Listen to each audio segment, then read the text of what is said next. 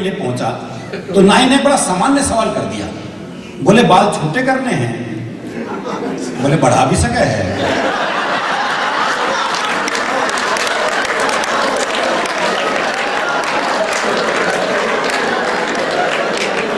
सोचने वाली बात है, जो काम तेरे बस की नहीं वो पूछ को रहा है, लेकिन सवाल ऐसे मिलेंगे। वो एक बूढ़ा बैठा बीड़ी पी रहा था तो एक ने पूछ लिया, बोले ताऊ बीड़ी पीवे है?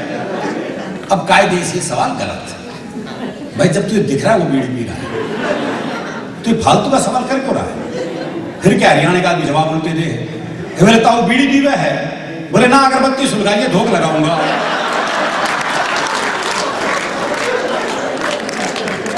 वो एक चौधरी कुत्ते को घुमा रहा था तो एक ने पूछ लिया, बोले चौधरी कुत्ते ने घुमावा है? बोले ना, ऊंट है, कद छोटा रह गया इसका।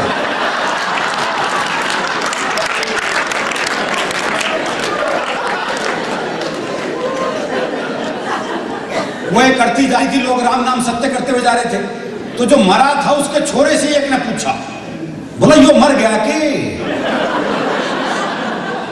अजीब सवाल है, पर आपने देखा होगा लोग ऐसे सवाल पूछते हैं। वो एक का तो प्लास्टर बंधा हुआ था तो एक ने पूछ लिया, बोले हाथ में चोट लग गई के? बोले ना, फैशन है। वो एक की भैंस कट गई रेल से, उसने रेलवे पर मुकदमा कर दिया तो जज ने इंजन ड्राइवर को बुलाया और पहला ही सवाल उससे ऐसा किया, बोले जब ये भैंस कटी तो ये पटरियों पे थी? बोले ना जी, खेत में चल रही थी। वो तो इंजन की नीयत खराब होगी उसका।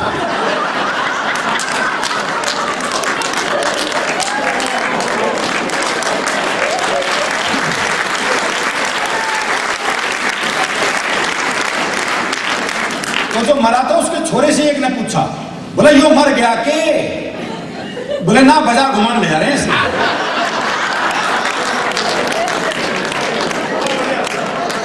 बोले बाजार घुमान ले जा रहे हैं इसमें, शाम को घर छोड़ देंगे और तू कहे तो तेरे घर छोड़ देगा।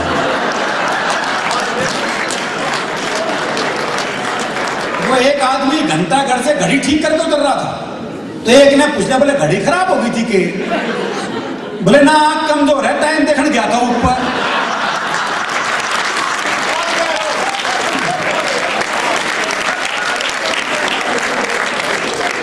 इंटरव्यू देने पहुंचा हरियाणा का युवा बेरोजगार, एक पोस्ट के लिए आए थे पूरे 80 उम्मीदवार। किसे रखना है यह बात तय थी, किसे रखना है यह बात तय थी, इसलिए चयनकर्ताओं के सवालों में न सुर न ताल न लय थे। एक चयनकर्ता ने हरियाणवी छोरे से पूछा, बोले बताओ ताजमहल कहां है? हरियाणवी छोरा बोला जी रोहतक में। बोले बहुत अच्छा, बहुत अच्छा, इतना भी नहीं जानता, नौकरी का खाक करेगा?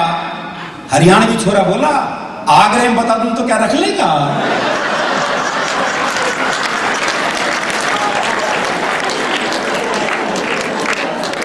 रखना ही नहीं भाई, कहीं का बताओ क्या फर्क पड़ेगा? लेकिन इसमें कोई शक नहीं है साहब, जवाब तो उल्टे ही मिलते हैं। आप किसी से बात करके देख लो। वो मैंने एक से कहा, मैंने कहा रोहतक जाना है। अरे बोले जा, मैंने क्या रोक रखा है? अरे मैंने कहा ये सड़क रोहतक जाएगी क्या? बोले जी 30 साल हो गए, मैंने तो कहीं जाती दिखी ना। अभी मैं सोनीपत गया, मुझे पता ढूंढना था जी गंदे नाले के पास कच्ची बस्ती। तो मैंने एक बुजुर्ग आदमी से पूछा, मैं ताऊ जी ये गंदा नाला कहाँ है? बोले क्यों, साफ करेगा? पूछ लो पता। अच्छा गंदा नाला तो मैंने सूंघते सूंघते ढूंढ लिया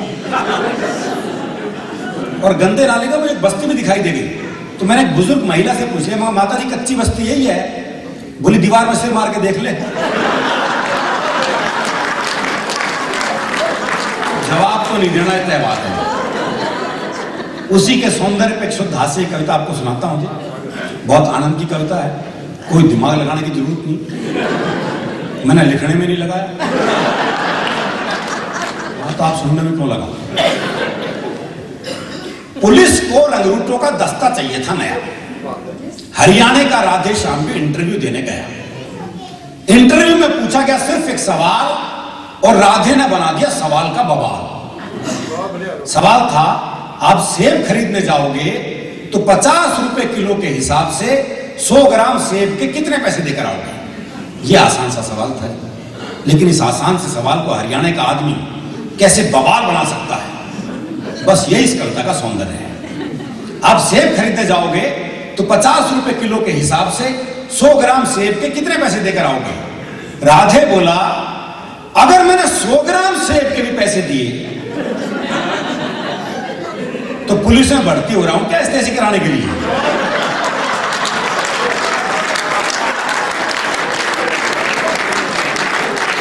अगर मैंने 100 ग्राम सेब के भी पैसे दिए तो पुलिस में भर्ती हो रहा हूं क्या ऐसे कराने के लिए। साहब को जवाब में मजा आया, उन्होंने सवाल को आगे बढ़ाया। अच्छा मैं खरीदने जाऊं तो मुझे कितने के मिलेंगे। राधे बोला आवाज करो पूरी पेटी आपके घर भिजवा देंगे।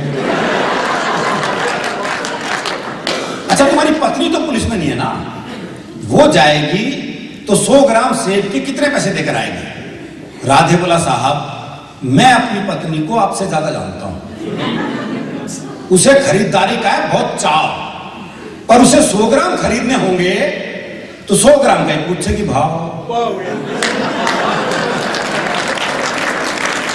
100 ग्राम का पूछेगी भाव। अच्छा तुम्हारा भाई जाए, अगला भी उसी सवाल के पीछे पड़ा हुआ है। ये नहीं वो जवाब नहीं दे रहा तो सवाल बदल दे, पर दिक्कत ये वो भी हरियाणा का। अच्छा तुम्हारा भाई जाए जी, भाई को तो मैंने कई बार बाजार जाते देखा है, पर वो तो कहीं पौवा तो कभी गुटखा लाता है, सेब लाते तो मैंने आज तक नहीं देखा। अच्छा तुम्हारी बहन जाए कोई जी, मेरी एक बहन थी उसकी शादी कर दिया, वो जाने बहन हुई। राधे श्याम तुम्हारे पिताजी भी तो बाजार जाते हैं जी, उनके दांत नहीं वो बस केले खाते हैं जी, उनके दांत नहीं वो बस केले खाते हैं। आप मुझे एक बात बताओ श्रीमान, तनख्वाह तो दोगे एक आदमी की और सेब खरीदने पे लगा दिया पूरा खानदान।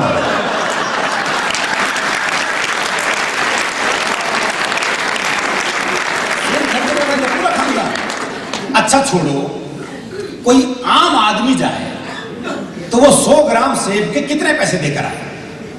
आम आदमी का नाम सुनते ही राधे श्याम सीरियस हो गया थोड़ा, बोला जी साहब आप लोगों ने आम आदमी को सेब खरीदने लायक ही कहां छोड़ा।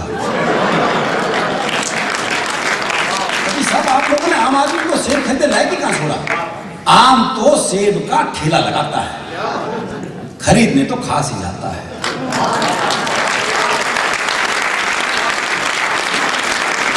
का ठेला लगाता है, खरीदने तो खास ही जाता है। अच्छा कोई खास आदमी जाए तो अगला भी पीछे पड़ा हुआ है। अच्छा कोई खास आदमी जाए तो पहली बात तो ये कि अगर वो खास है तो खुद क्यों जाएगा, अपना नौकर भेजेगा, और आपके कहने से चला भी जाएगा तो क्या सिर्फ 100 ग्राम खरीद के लाएगा। चलो आपकी अंतिम इच्छा पूरी करने के लिए 100 ग्राम खरीद भी लाए तो इसका हिसाब आप मुझसे क्यों लेते हैं। हिसाब बताएंगे उसके सीए जिन्हें वो तनख्वाह देते हैं। चलो इस सवाल को यहीं छोड़ते हैं, इंटरव्यू का रुख अब दूसरी तरफ मोड़ते हैं। इंटरव्यू का रुख अब दूसरी तरफ मोड़ते हैं। चलो इस सवाल को यहीं छोड़ते हैं। देखो साहब ये तो है सरासर फरेब, दूसरा सवाल बाद में आएगा, पहले आएंगे 100 ग्राम से। पहले आएंगे 100 ग्राम से। तुम्हारा कोई दोस्त है राधे श्याम? हाँ जी है, सीताराम। वो सेब खाता है? हाँ कोई खिलाए तो खा जाता है। साहब आपने भी सवाल को खूब खींचा है, लगता आपका कोई सेब का बगीचा है। खैर कुछ भी हो पर अब अपना जवाब ले लो। जवाब पे आ गए? कुछ भी हो पर अब अपना जवाब ले लो। सीताराम फल वाले को 5 रुपए देगा और कहेगा इतने के सेब दे दो।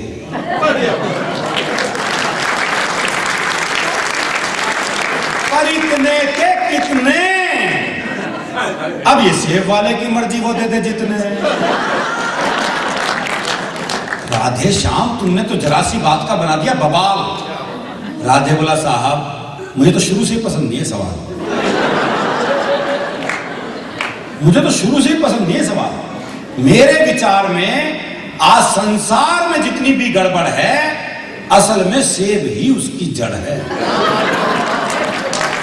दर्शन करा गया, चिंतन करा गया, पर जवाब देंगे मेरे विचार में संसार में जितनी भी गड़बड़ है असल में सेब ही उसकी जड़ है। अगर उस दिन आदम और हव्वा वो एक सेब नहीं खाते तो ना मैं आता ना आप यहां आते।